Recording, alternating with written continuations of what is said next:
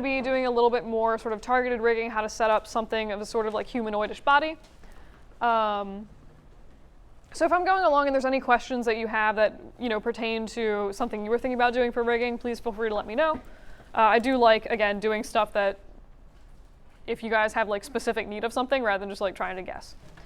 So really quick, I do have this rig from last week. Excuse me. And I just want to like show you a few different things about this and sort of how we're, and I'll go back in later of like how to set that up. So you'll notice that this rig, so if I grab, there's a few different controls here. If I grab the one for like his hips or his root, and I move them up and down, he has nice sort of like ridiculous bendy legs. Each leg has, if you want, its own switch, different functionality from IK to FK. So that's like the thing that I went over last week, where just sort of like differences of how you control the movement of the body. I'm not going to go over how to set up the switches for these. That's more of like a kind of obnoxious animation 2 thing. So I'd recommend if you guys are doing rigs, just sort of like pick one for your legs, like either do IK or FK, and then same thing for the arms. I usually recommend FK for arms if you're not having them like planted on something. But you'll also notice, so if I just undo all of this nonsense, I also have individual control over the hip if he needs to do like a sassy hip jiggle. And I have individual controls over the spine. So I have basically 3 ways of controlling the center of his body. I can, again, rotate only the spine, only the hips. Ha-ha. If I kind of want to make him look like a ridiculous duck, I don't know what I'm doing right now. Or I can sort of grab this master control, which takes all of that with it and will also control the rotation of the spine and the hips at the same time. Does that kind of make sense? All right. So the reason I'm going to show you guys how to set up a similar kind of setup, because it's always, to be honest, I barely ever use this hip controller for anything. But being able to have the ability to use it if you want to can be really, really powerful, just to like tweak every once in a while. You need to like push your animation a little bit farther, and that can kind of help you do it. So I'm actually going to work off of, did I close Blackboard Learn? No. So really quick, I'm actually going to download from General Resources Drive folder. I'm going to grab sample models, and I'm going to grab Mushroom Person Chibi version 5, which is just sort of an awful, awful generic person that I've been using for rigging demos. So if you guys want to follow along, that is the file I'm using, Mushroom Person Chibi number 5. All right. Give me 5 seconds because this is just being stupid. All right. So here is Mushroom Chibi number 5. It's glorious and terrible. I'm also just going to go through really quick and just like hide all of these terrible clothes that I made it. I'm just going to get rid of them. I don't want to deal with them in the rig. And I will also just, for the sake of this being less creepy, give a little... What? I have a terrible aesthetic style. Like, if I were to color this, it would look like a dead person, because it's just what I like. Anyway, so the first thing that we're going to do is I'm just going to like set up a quick little leg joint, and I'm going to do this the same way that I did last week. So I'm just going to actually group all the skin together. So if you go into your rigging menu and just go skeleton, create joints, it's probably going to throw in a joint that's absurdly large. Like, this is not something I really want to look at, so I'm actually just going to get rid of all that. So you'll notice like this character, because I'm insane and did not build this to scale at all, is like 5 millimeters tall, which is why all my joints look ridiculously huge. Instead of scaling the character, I'm just going to go into my joint settings and be like, what if I set this to like 0.2 and 0.5 for the joint radiuses? And then I'll just make my joints instead. So I'm just going to go in and add joints kind of like I did last week. So I'll do one for the hip, one for the knee, one for the ankle, and I'll do one for the little ball of the foot, which is like absurdly small. So I'm also going to go ahead and do shading X-ray joints so that I can just look at this without the wireframe, because I think the wireframe is really hard to look at with rigging. So again, that was shading X-ray joints. So if you guys are ever wondering sort of where to place joints in your rig, it can be good to look at actual anatomy of how skeletons are set up. So in this case, you have a pelvis bone, and your hip is a ball and socket joint in that pelvis bone. So you can kind of look at, again, just like a picture of a skeleton to get an idea of like where you might want to put these joints. If you're ever sort of wondering, I find it kind of helpful for the shoulders sometimes. And then again, I mentioned this last week, but you just want to have like a tiny little bit of bend in the direction that the knee would sort of like poke out or bend to, so that if you ever attach an IK handle onto this, it knows which direction to bend, and it's not going to like break the character's leg. So if I look at the ankle joint, I look at it somewhat kind of like, it's maybe like a little bit back too far. Because like ankles are kind of easy because you have like that giant bony nub in the ankle to reference. So I'm going to just move this forward. You will notice that like if you move a specific joint, it's going to take all of the ones below it, which isn't always what you want. There's a way around that. If you press and hold D like you would to modify the pivot of an object, it lets you move one joint at a time without affecting the ones that are parented under it. So again, that's just pressing and holding D as you're moving the joint. So I could do that with like the hip joint, and it's just like really handy, so I don't need to like move this forward and then like move this back and then tweak everything again. So again, basic leg setup. I'll look at this in my perspective view and be like, well, this doesn't make any sense for the positioning of the leg at all. What if I actually move this into a leg? And I tend to prioritize, so you'll notice that like the hip joint is now no longer quite centered on where it should be. Like it's probably a little bit too close to the center of the body. So if I wanted to, I could shift this over a little bit and also try to like shift this over. Usually I'll just be kind of lazy and just leave them in a straight line going down, prioritizing like having the joint in the foot. But it just kind of like depends on how you like to work. Shifting the joint over will give you slightly better bends in the hip. Because again, if you think about it, you have like a ball and socket joint in your hip, and that's a little bit closer to the outside of your body. It's not like pressed in right against your spine like that was 5 seconds ago. So in this case, I'll just leave this here. And what we want now, so we have like this one leg, and that's great. I'm going to go in and throw in another joint, and this is going to be the joint for sort of the pelvis, basically. So I'll throw that in somewhere perhaps in the vague vicinity of where a pelvis is, I guess. And I'm just going to go through and label that pelvis. And I'm going to go through and just label these like left hip, left knee, left ankle. And labeling them left and right will be important in a second. So once I have these done, I'm going to grab my leg, and I actually want that attached to the pelvis. So I'm going to just parent that under the pelvis. So now if we move the pelvis, we get the leg moving with it, which seems logical in terms of, how actual bodies move. So I'm just going to go through and maybe throw in a spine. So we have like a pelvis, one leg. If we wanted some joints going up the spine, usually for something, depending on what you're doing, you can have a different number of joints. Usually I just go with 3 if I'm doing like a low poly. If I'm just going for like a low poly game character like human, I'll just do sort of 3 joints. I'll put like 1, 2, 3, and then the top joint is the chest. So if you actually think about it, like you can't really bend your rib cage very much, so you don't need a lot of joints going up through the upper torso of your character, because then a rib cage would stop pretty much any bending. So you can just kind of do 1 joint, come up to the terrifyingly thick neck I've put on this person, do like 1 joint for the neck. You could add a second one if you want. I usually just do like 1 at the bottom of the neck, 1 at the head. And then if you ever want to add a jaw joint, you can, again, kind of reference how actual jaws work. So in this case, if you like literally feel the side of your head and open and close your jaw, you'll feel the bones in your jaw and like kind of where they're hinging from. Usually it's right under the ear, or like kind of right at the base of the ear, which this character doesn't have, so I'm just going to wing it and say this feels like maybe a decent place to put a jaw from. So that is more or less the sort of basic setup for like a spine of a human rig. Again, I'm not going to focus super a lot on doing like a human rig because most of you are not doing that. It's more just like you can set up similar things if you're doing like a stick of butter or celery, or kind of like modify this to whatever object you're using.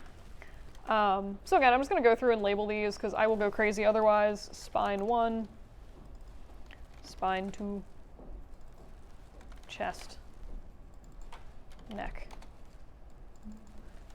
head, and jaw. So now we have these, and I'm just going to go through and I'm gonna show you the bad way to set this up, so that you can see the functionality that it lacks, and then I'll show you like the quick, easy fix to get the functionality back in.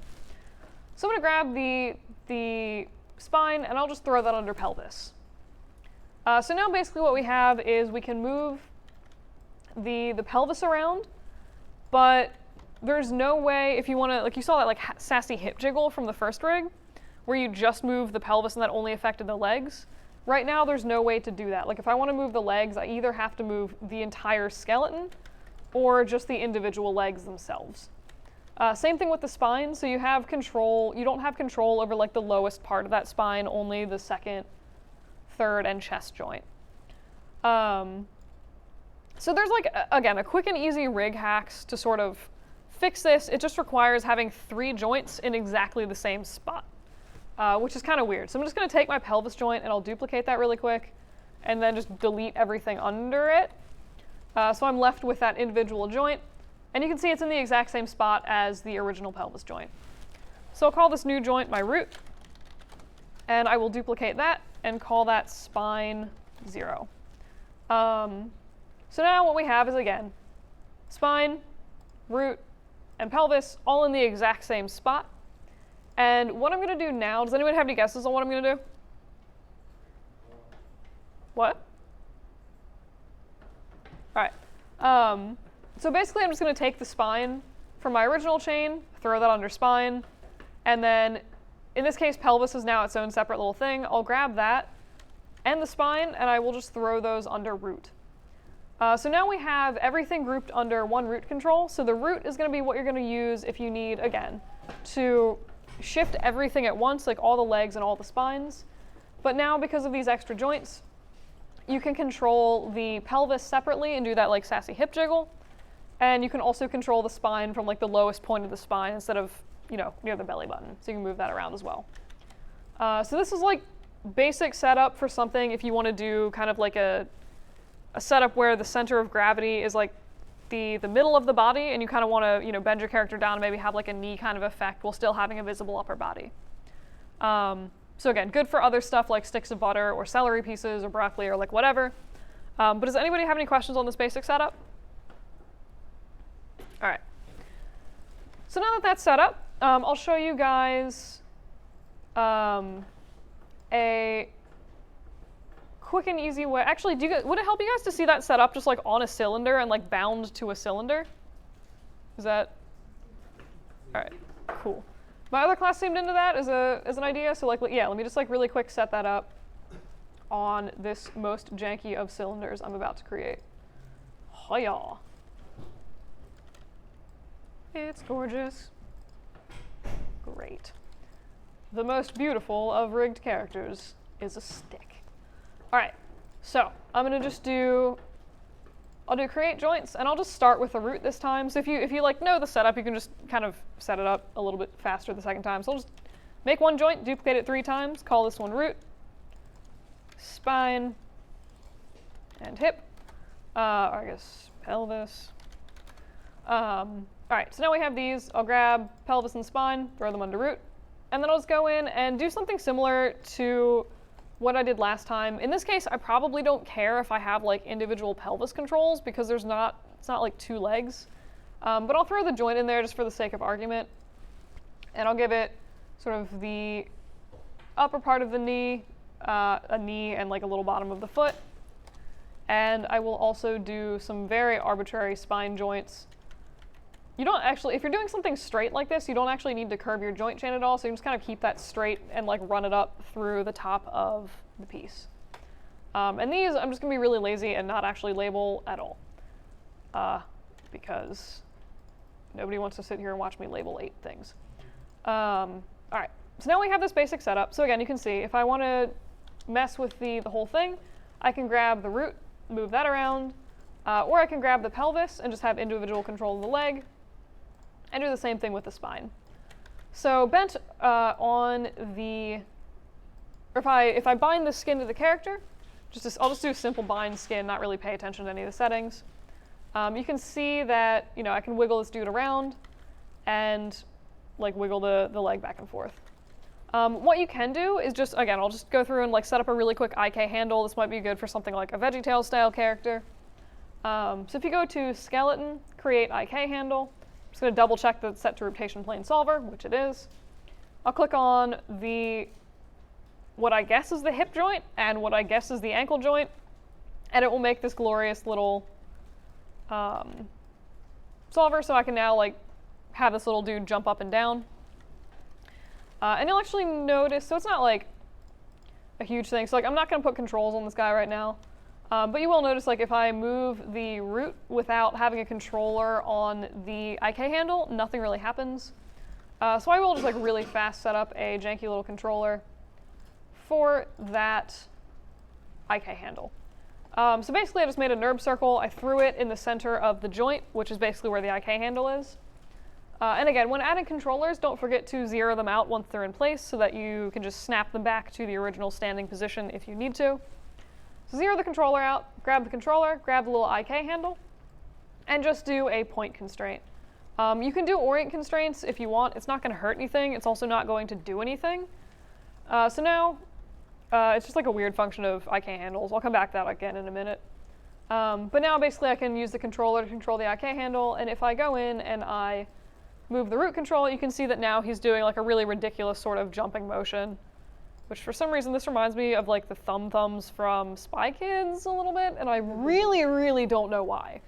But this is like, again, something you can set up really easily for like a very basic character rig if you wanted to have, it might make your life easier to sort of match it to human motions if you have like the semblance of a knee in there.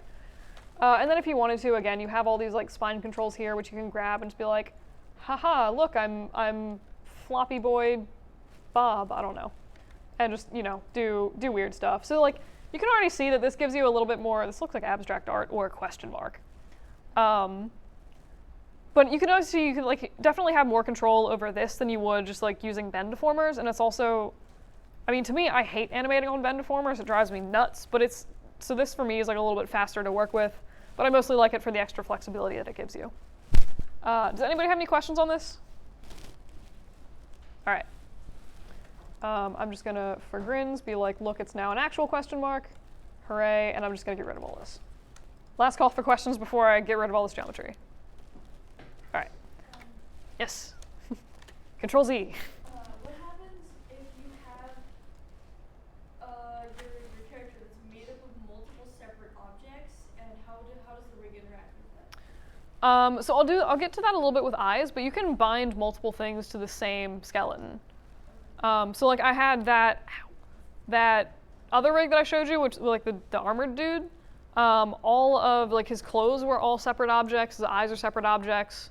I think I would just made all of his pieces of armor. Technically they're separate, but I just like combined them. But yes, you can bind unlimited skins to a rig.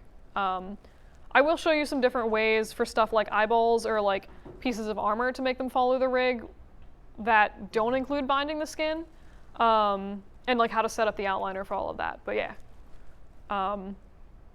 when we get to that, I guess let me know if you have more questions about that. Any other questions? All right, cool. Death to the whole rig. All right. Great. So this is like, again, basically the same setup just with the person. I'm just going to go through and show you guys how to sort of finish off the legs and also add in some arm stuff. And then again, do eyes as I mentioned. So you'll notice that right now, like we have a left leg and that's fine and dandy, but perhaps it would be good to also have control of the right leg of this person. And there's a really easy way to do that. So if you grab the leg joint that you want to basically mirror over and go to skeleton, mirror joints. This one usually requires opening the tool settings and kind of like noodling around in them. But basically, it's going to let you swap the joints over a specific axis. And there is a trick for figuring out which axis to actually swap it over, like which option here to choose, which I can never remember, so I usually just trial and error it and be like, this is clearly wrong. This is what I wanted. Hooray! Apparently it was the YZ axis I was looking for. So yeah, I usually just sort of Control Z until I figure out which one I need. For mirror function, I usually just leave that set to behavior. And you'll notice that by default, so like if I just go and I mirror that, which I've already done, you can see that we have now a perfect mirror of this hip. It's also called left hip right, or it's still just like all labeled as like left joints. So I'm going to delete that really quick. And there's this really, they have the same thing in like Microsoft Word and most decent text editors, but this search for and replace with is the same thing as it is in Word. So you'll notice that, like I labeled everything with left underscore hip, left underscore whatever joint it was. If I search for left underscore and replace it with R underscore and then hit apply, it should go through. Okay. And this is, capitalization is also important in this. So you'll notice that it's gone through and relabeled, it's mirrored the joints, but also relabeled them for being the right joints instead of the left. Except the places where I was a dingus and I used a lowercase l, in which case I will have to manually change those. But it's really powerful, especially when you get stuff like fingers, because then you have like 50 joints and relabeling them all is awful. Just take my word that it's awful. I've had to do it before. So that's mirror joints. And again, I usually use that for like legs, arms. Any questions on that? Cool. I didn't actually notice, so I didn't realize that this was a thing until somebody asked me about it. But there is apparently a tool that is just like the renaming tool. So it'll search through your outliner and like rename stuff for you. And I think it's under like modify. There's a renamer script that you can get online and unplug your preferences and use to do that stuff. Yeah, no, there's all right. I have a note about it somewhere, but there's like oh, okay. It was okay.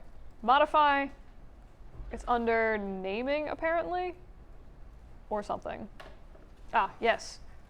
Modify naming, search and replace names. So you can do that to the hierarchy of like whatever's selected.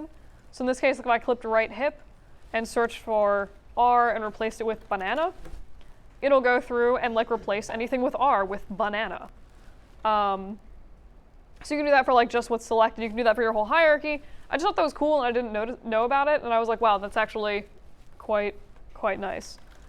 In this case, I would like to redo my naming, so I'm just gonna do that. So weird, like, cool things. Apart from that, you can go in and, again, pretty much the exact same setup for the arm. So I'll just go into my top-down view real quick and throw in some quick joints for the arm, which always gets a little dodgy when you have such a large and poorly shaped head, as I have made here. Just like go back and look at your old projects and you're like, ooh, I regret this deeply. So I'm just gonna put this somewhere I think might be the shoulder because I can't see through the head. Again, bend it back a little bit to, at the elbow, and then throw a joint in the wrist. And I'll come back up and actually move that into my arm.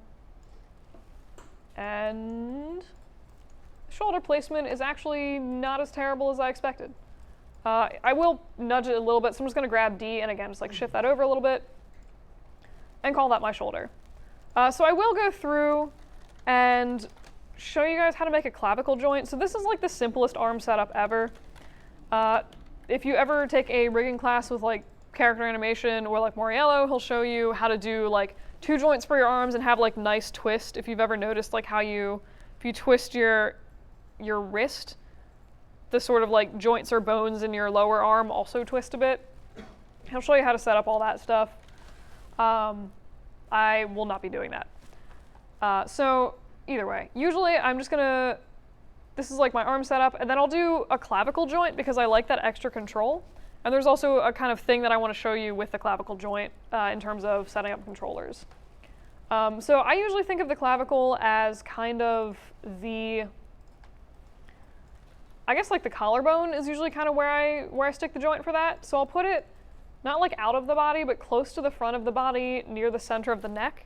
I know people that will do different things, or like use different locations for the clavicle. I think I'm a little weird in where I place it, but this is just what I do for it. So I'm just gonna go and call that left clav. And then I'm gonna grab my shoulder, I'm gonna throw that under my clavicle, and my clavicle, and I will throw that under my chest joint, which is here. So now everything's attached, so if I move my chest, it's also going to take my shoulders, which hopefully is how your body is actually working right now. So again, pretty much I'm going to do the same thing I did before. I'm just going to grab this and do skeleton mirror joints. It'll snap them over, and it's already renamed everything because I've set it up to do that. So that is basically like the super basic setup for a human skeleton, not including like fingers and feet and all that stuff. Questions so far? All right, so I'm just going to go in and start throwing in some controllers for this. So usually I'm just also really quickly just going to bind the skin to this because everything's more fun when you actually have the skin attached. See, she agrees. Without her eyeballs. Happy Halloween.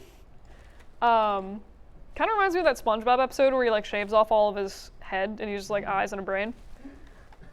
Anyway, so controls. Again, usually you can use geometry. Usually I just do NURBS curves. I'll hide the skin for a second just because it's going to make things easier to work with. But I'm just going to grab a control and just vert snap that into the center of this like root pelvis spine. And I will duplicate that controller 3 times.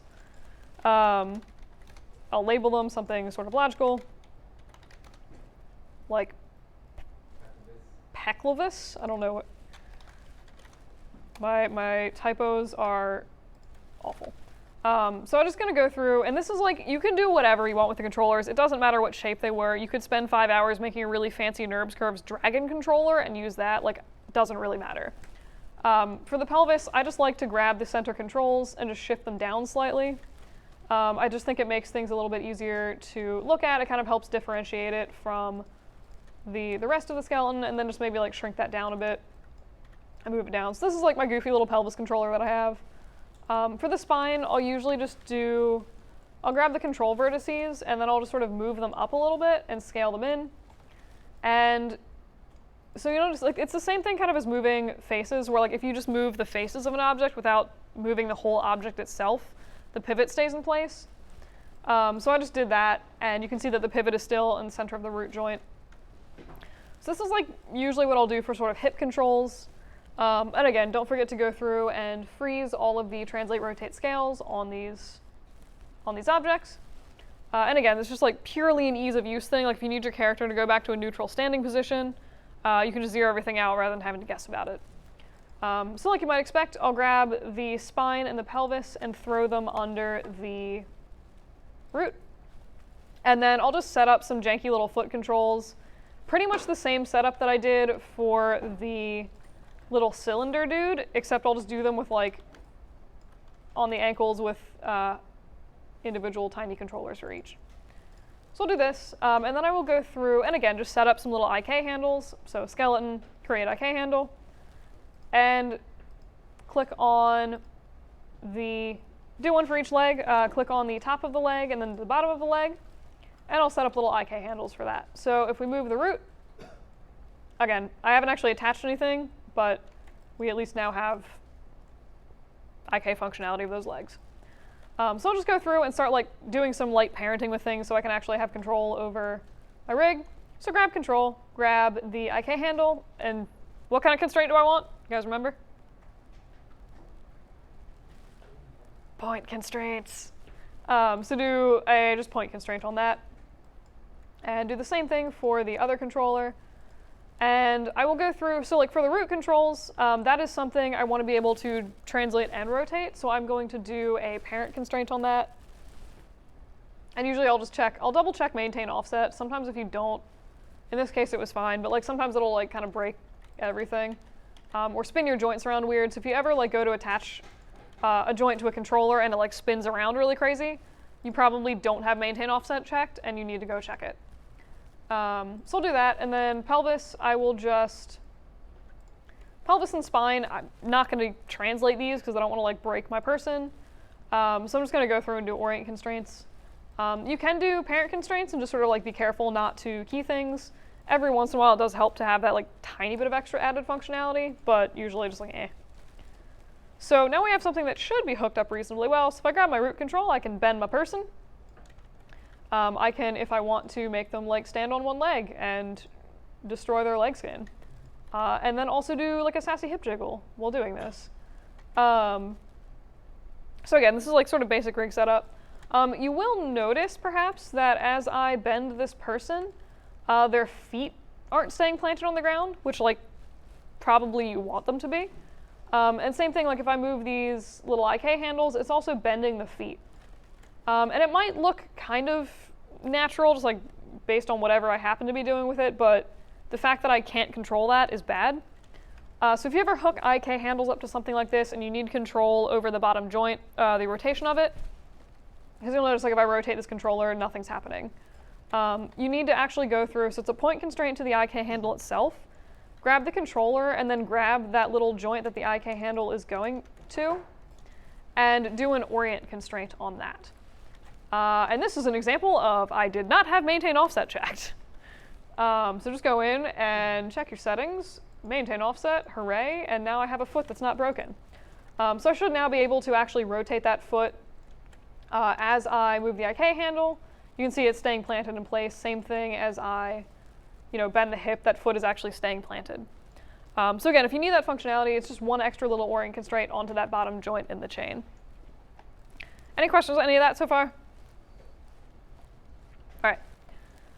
So I'm just going to show you just like really quick how to set up a Clavicle controller. So right now, basically everything we have so far is really convenient to just go in, and you pretty much only need to move it like up and down or left and right.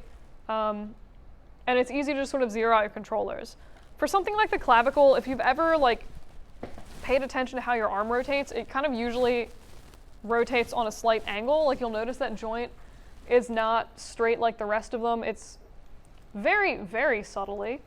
Here, let's make it a little more aggressive for the sake of demonstration. Oh God, maybe not. But it's usually tilted up very, very slightly.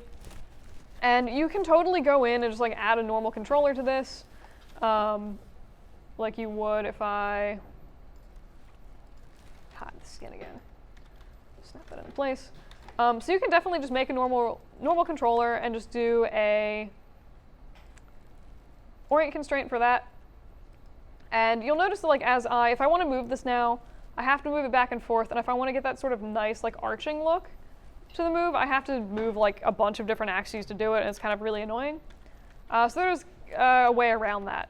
And so you guys remember like a week or two ago we talked about world space versus local space? Kind of, hopefully. Okay. Basically we're going to sort of take advantage of that and an extra sort of null group in order to get a nice controller of this clavicle. So what I'm going to do, I'll just throw this back down to the origin. Oh, I made a polygon. Great. I'll zero out all of the scale values I put on it, and I'm just going to make a group for that controller. So right now it's just a group with a controller in it. I'll say let's left clav. And what I'm going to do is take that group and actually parent it. And you'll notice right now that group has no translate rotate values. I'll grab that group and I'll parent it under my clavicle, and just hit F to find it in my outliner. So you'll notice that now that group actually has translate values on it. So if I go through and I zero out those values, it will snap the group and the controller up onto that clavicle. And what this allows me to do, so normally it'll actually attach some rotation values to it, but I guess my rotation of this particular setup is not aggressive enough. But what I can do is grab that little group I made, which I've just renamed Clavicle Offset, because it's not something you're going to animate it on, it's purely like a placeholder object to hold rotation. So I can actually, if I want to, rotate that group slightly, and then I'm just going to go ahead and Shift P to unparent that. You'll notice that it gets some translate values back on it, and that's since it's now in world space, it's not parented under anything. It's measuring the distance away from the origin. When it was parented to the clavicle, it was under local space, so it was measuring distance from the clavicle. So when I originally set that to be, these values to be 0, it snapped it up to the clavicle because that's where it assumed that it was measuring from. Does that make sense? I assume that your silences mean yeses. If you guys have questions, please just let me know. But yeah, so this is you'll notice that now the controller is sort of bent at an angle.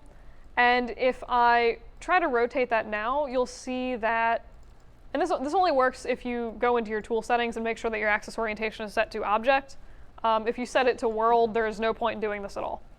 But if it's set to object, you'll notice that I'm able to rotate on a sort of slanted axis.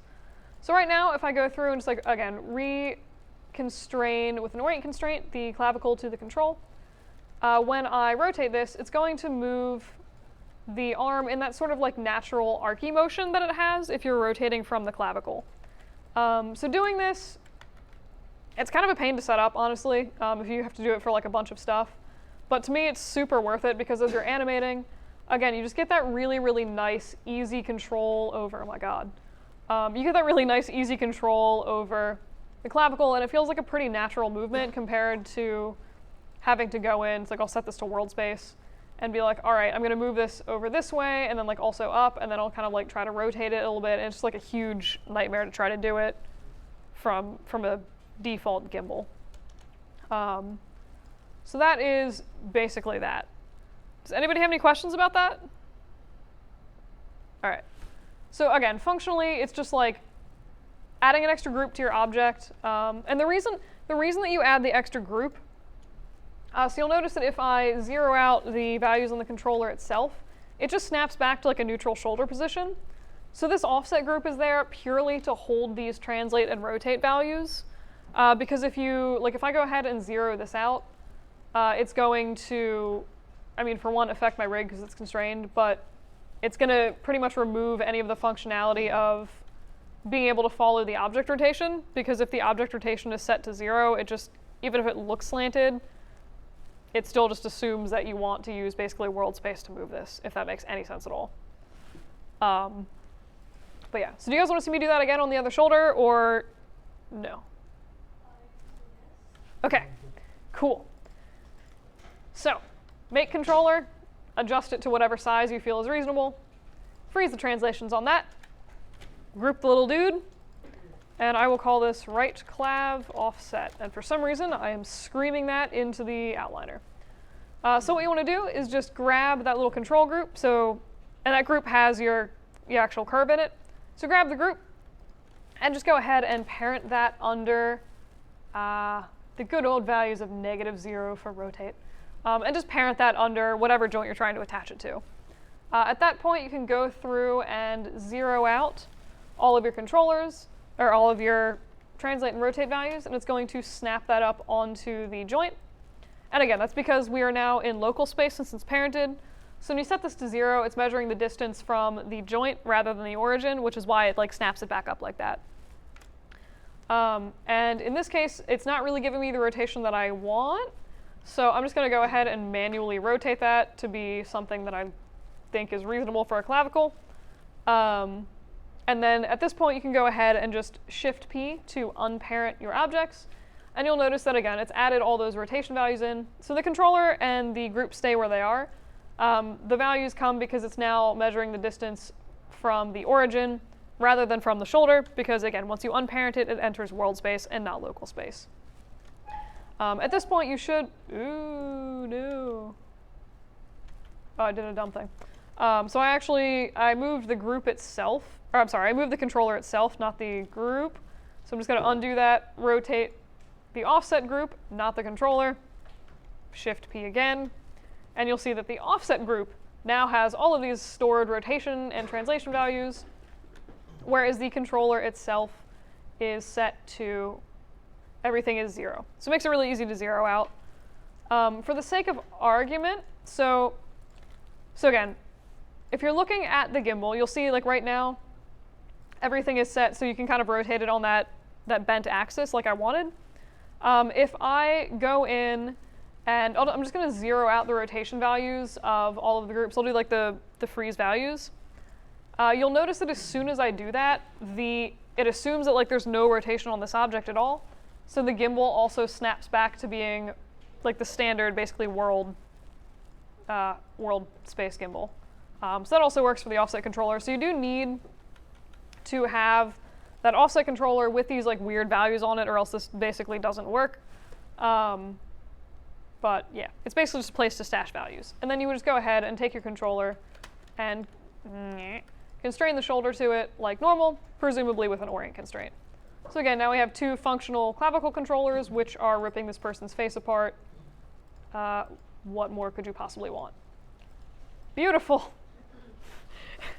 Everything is right with the world. Cool. Any questions on that? Cool. All right, so that's mostly clavicle controllers. And that's honestly most of the stuff you'll probably need to know to set up rigs for whatever objects you guys are doing. So any questions on just like basic controllers, IK, FK differences, anything like that?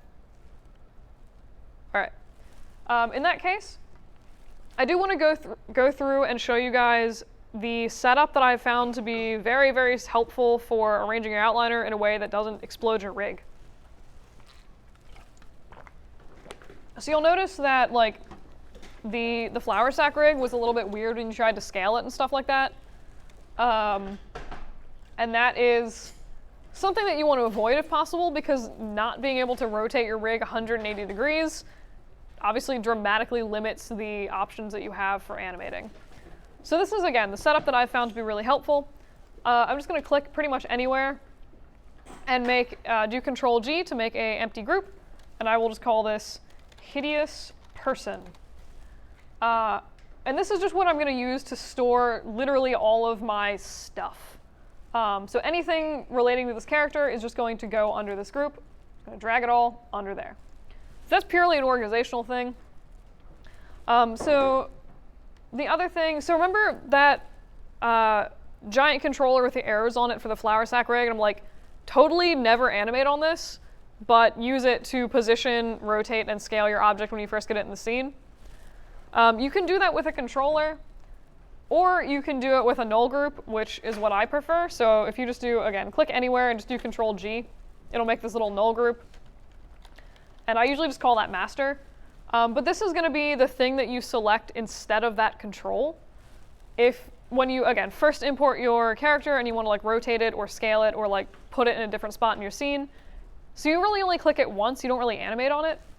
And that's, if I'm never going to animate something except for like 2 seconds, I don't want the extra controller floating in the scene, because knowing me, I'm going to grab it and like do something stupid to it. So I like having this here because I have to select it in the outliner. There's nothing to like accidentally leave around and click on. But yeah. So under that master controller, I'm just going to go through and kind of organize some of my stuff. So I have all my controls for like my root, my spine, and then I have the weird little clavicle controls. I'm just going to group all of those together into a little controls group. I'll group my IK handles just for organization. And then I already have my skin all clustered together, and my skeleton is like one chain, so that's also just sort of attached properly. So you'll notice that so like right now, this is like a pretty typical explosion of a rig. I like how the eyeballs just casually stay behind there. But if I grab this hideous person group and I move that, the skin kind of breaks and like comes off of the rig, or is like basically double, it's moving twice the distance of the skeleton, or like scaling twice the distance of the skeleton. And that is because of double transformations. So basically what's happening with rigging is the controls are controlling the location of the skeleton joints, and those skeleton joints are controlling the position and scale of the skin. So if you select the rig and you just move the rig itself, it moves the skin with it and everything stays at the correct proportions. If I grab the skeleton and also the skin and move that, okay, of course, if you do it manually, it works. But basically what happens when I'm selecting this hideous person group is it's grabbing the controls and the skeleton, which is fine, and the skeleton is driving the skin. But because the skin is also in this hideous person group, it's basically being selected twice. So it's being moved by the group selecting it, and also by the skeleton, which is also being moved by the group, so it's moving twice.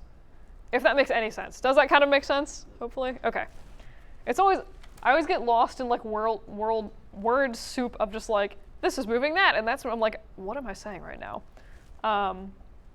So hopefully that makes sense, but functionally, just realize that like if this ever happens to your rig, you probably need to reorganize your outliner to fix something, because something's effectively being selected twice. So, I'm going to dump that back where it should be originally. So this is the setup I usually have. I'll grab the joints and the controls and put those under the master group. So I'll have just like my organizational group, I see. And then the master group within that, which has, again, the joints and the controls in it. The skin and the IK handles stay separate under this hideous person group. So that now if I want to move this, I would go in and grab this master group and shift that around. Ignore the eyes, they're not actually attached to anything yet. But I should be able to like rotate this and scale this pretty much however I want, and it shouldn't explode my rig. In this case, the IK handles are just like being a little weird with their twist values. So you'll notice like when I rotate it, the IK handles stay pointing forward. That's just like a thing if I wanted to. So I normally recommend if you work with IK handles, go through and just add like a quick attribute to your ankle or your wrist controllers, and just say that twist, make sure it's a float. I usually don't set a minimum and maximum, and just hit add. So now I have a little twist attribute here. And if you go into Windows, General Editors, Connection Editor, it'll bring up this dude. And I actually always mess up which should go on which side. So I'm just going to grab my IK handle and reload that on the right, and basically scroll down, and you want to hook up the twist from that little NURB circle to the twist of the IK handle.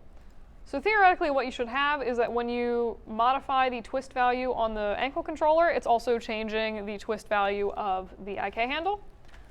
So I would set that up, again, anywhere that I have IK handles, because as soon as you start rotating your rig, you're going to like really quickly need access to that twist value, because Maya is really bad about figuring out which way it should be pointing.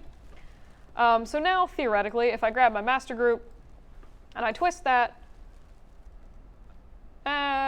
okay, it's still kind of broken, but at least now I can go in and sort of twist this. Except I feel like I'm actually missing. Interesting. It's actually really weird. Usually it doesn't do that, but I mean, you can always, it's not ideal, but you can go in and just sort of like manually be like, all right, I'm just going to shift this. No, that's also broken. Why is that broken? All right. This is bothering me now. I'll come back to this and try to troubleshoot that later, but I do want to get through a few other things before we do that. But yeah. So again, this is like normally the outliner structure that's worked pretty well for me. And again, just like leave your skin and your IK handles not under the master controller. Pretty much like the second if I put skin under here, I select master, it's going to double select the skin, so it's going to cause that like weird transformation issues again. So, and this is dependent, like this has worked well for me for like human rigs and stuff that I've been doing. Depending on what weird stuff you're doing with your rig, you might need to kind of like tweak this a little bit if something's breaking to suit whatever your needs are. But this is what I find to be a good starting place. So I also want to go over, so like let's attach the eyeballs into this really quick, because that feels like a halfway decent thing to do. I will go through and bind, so you asked if you can bind multiple skins to a head. The answer is yes. So I'm just going to really quick grab the eyeballs, and the eyelashes, and I'll go down to my head joint, because remember this top one is actually the jaw. And I will just do skin, bind skin, and in this case, I just want the eyelashes following the head, like they really don't need to be controlled by the neck or anything else, because that's creepy. So I'm just going to select bind to selected joints and do apply. So now whenever I move the head, the eyelashes should move with it. So I'm just going to go through and, so again, now we actually have two, if I look at my skin and unhide this, so you'll see we actually have two meshes bound to the same skeleton. And I've done, the weight painting on the head is terrible, which is why the eyelashes are separating, but it can be done. So I'm just going to go through again and like really quickly hide these.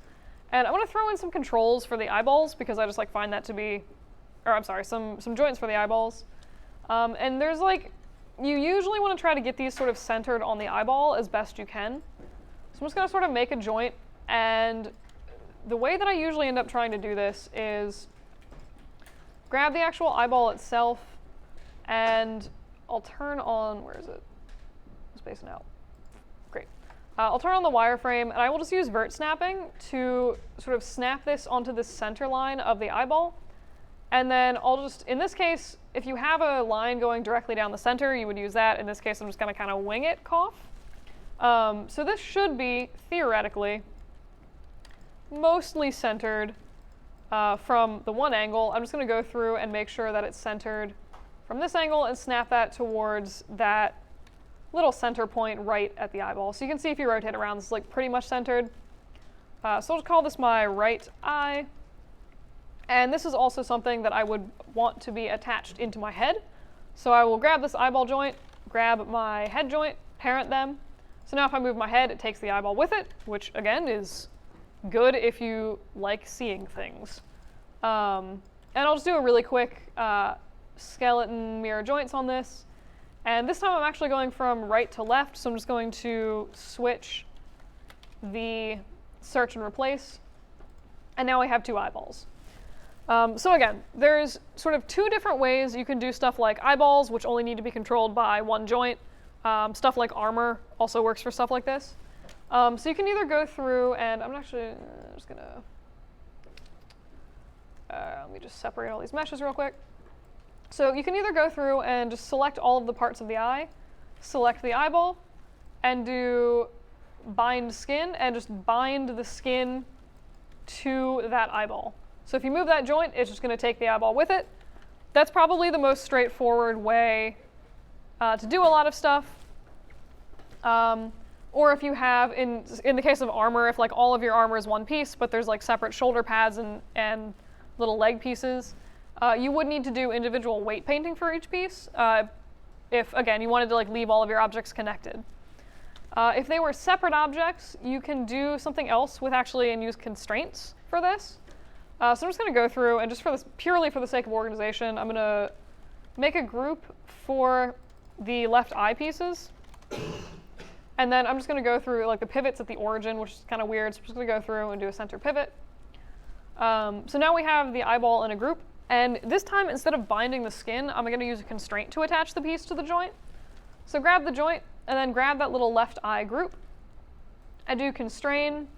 And in this case, I'm just going to do a parent constraint. Huzzah. So now if we select the joint, it should still take the eyeball with it. I can move it around if I want. It's just a different way to attach things. And depending on how you choose to attach everything together, it's also going to affect how your outliner setup works. So, I mean, it should pretty much work fine if you're not touching master. But you'll notice, like, as soon as I go in and I start trying to move the master group, don't you dare work this one time. Okay, fantastic, I broke it. I hate when I'm like trying to break something and it doesn't break, and you're just like, really? All right, so you'll notice that like as I'm scaling master, everything is staying where it is. So like this bound eye and stuff is fine, but this eye that I just constrained is being a little bit weird, and that is also because of my outliner structure. Honestly, I've not super figured out why this is. My guess is that the constraint. So actually, I do know actually why it is. So you'll notice like if I do translate or rotate, it's pretty much fine. Like that eye stays where it should be. It's as soon as I get to scale that things get a little bit weird. where like the eyeball just starts shrinking, or like staying the same size effectively. And that is because I put a parent constraint on, and parent constraints only cover translation and rotation. So theoretically, which I've never tested this and I'm about to because I'm curious, there's two ways to fix this.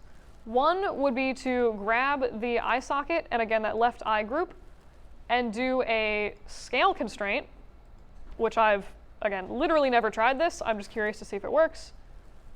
And apparently it does. So you can do one of two things. Again, add an extra parent constraint to the, or add an extra scale constraint to the objects that you constrain to your rig, or, and this is what I usually do, which honestly I might switch up because I kind of like the scale constraint.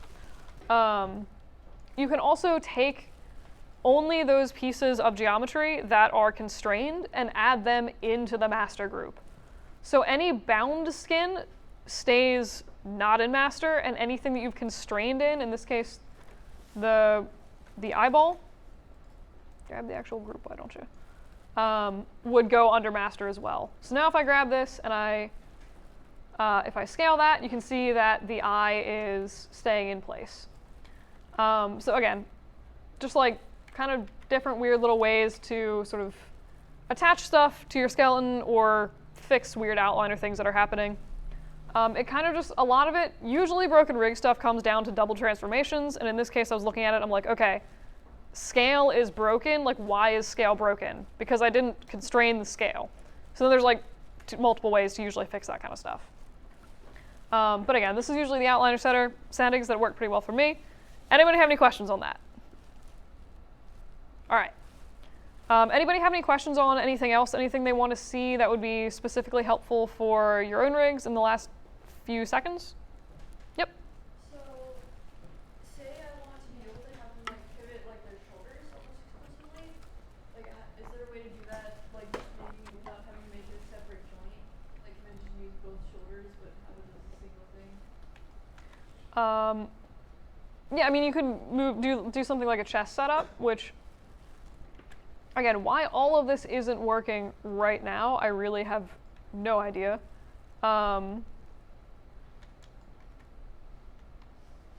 But yes, theoretically you should, let me just like set up a new joint chain. Actually, you know what, I'm just gonna destroy my entire outliner, why not? What could possibly go wrong? Why are oh, because I'm a dingus. Okay, yes, I was like, why is this breaking? Oh my God. Like, why are the shoulders not moving? And I'm like, because the controls are just on their own. Like, there's nothing controlling that. So yeah, okay, 5 seconds. Half of rigging is just like, how do I fix my broken rig? All right, so I have attached the controls for the clavicles under the lower spine because I don't have any higher controllers. But you could just do something like this. Is this kind of like what you're asking about? Yeah. Yeah. You would just need more controllers for the upper part of the body. So like if you had one under the chest, that should do it. Did you mean to also have that with like the head not moving as well? Yeah. Okay. Wouldn't that just be like weight training? No. So because of the way the joints are set up, so like if I grab this joint, all of this stuff is sort of parented under or attached to it. So if I move this joint, anything that's highlighted green is also going to move with that joint. There is a way where you can sort of set up your head. If you set it up with an aim constraint, you can do that. So let me show you how to do that really quick. And I'm just gonna assume that the upper chest is fine. So I have no control over like the head or the neck. What I'm gonna do is just go in and make a random controller, rotate it for aesthetics, and I'm just gonna go ahead and freeze transformations on that. And again, I usually don't like using aim constraints for my head. I just find it kind of annoys me, but like completely up to you how you want to do things. It would achieve what you're hoping for. So I'm gonna I'll grab the neck to make it really obvious, and I'm gonna constrain this with an aim constraint, which is also usually how I control eyeballs. So grab controller, grab neck, constrain, aim, and this one usually I will turn on maintain offset, because if I don't, it usually explodes things. So, theoretically, now, if I move the shoulders, you can see that like the head stays pointed at that aim constraint, which I can also move around if I want, and this is then how I would be controlling the motion of the head. It's like always going to point at this thing. That is awful. So that's how you can do something like that. You can also set up switches where you can switch back and forth between like an aim constraint and standard FK controls for the neck, but that's not a thing I'm going over right now. But that's probably how I would do what you want. Is that helpful? Yeah. Cool. Anybody else have any questions? All right. So really quick, since I have this absurdly janky little, just gonna get rid of that constraint. I'm just gonna show you how to set up like some super quickie eye controllers, just for the sake of if you guys ever need them. So I usually set up something like this, but I'll usually do it a little bit neater. And then grab these little inner controllers, parent them to the outer one. So I can grab basically both eyes and move them at once, or I can do one individually. So I'll grab and just do another. This is going to be an aim constraint as well. Huzzah. And now I can move my eyeballs around. Ooh, God. So I find I always lose my controllers for aim constraints. Like I'll just put them somewhere really weird and far out in the scene, which is why I just don't like them because I'm disorganized. But you can move your eyeballs like this, or again, get really weird with it and move them separately. So usually, like the joint setups I feel like are fairly sort of similar and simplistic, and then usually you'll end up adding a lot of the functionality in with like how you set up your controllers for stuff. Or if you're gonna do like a bunch of switches or like crazy custom attributes and stuff like that. But that is basically all I had for you guys for rigging today. So last call for any questions before I send you on your merry Halloweeny ways. All right, in that case, happy Halloween, go be free. Insomnia is apparently doing a free cookie deal where they'll give you a free cookie if you show up with a Halloween costume. Hell yeah. Yes.